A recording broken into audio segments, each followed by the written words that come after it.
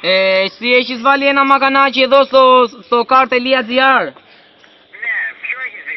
Το Suzuki, το FX. Ναι, εσύ που είσαι, ποιο μαρωσέα? Άκουσε με λίγο φίλε, για το πλαστικό το μπροστά το έχεις.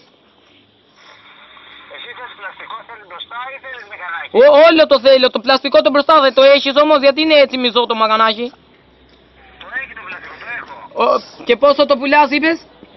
Το μηχανάκι? Ναι, το μαγανάκι. Ποιο έχεις δει? Έχω βάλει 5 FX, ποιο έχεις δει εσύ? Το Suzuki FX 125-01 Παύλα 1250. Κοίταξε να δεις, επειδή εδώ δεν είμαι στο μαγαζί, δεν θυμάμαι ακριβώς για ποιο μηχανάκι μου λες. Αλλά θες να μου δώσεις ένα τηλέφωνο να σου πάρω σε λίγο να σου πω τιμή, γιατί δεν είμαι στο μαγαζί τώρα, γιατί δεν να παίξω. Σε πόση ώρα θα πας στη μαγαζί να σε πάρω εγώ τηλεφώνο πάλι? Πάρε με, δεν μου λες, εγώ στην αγγελία δεν έχω βάλει τιμή. Ναι, να σου πω, η εξάτμιση κάνει θόρυβο πολύ.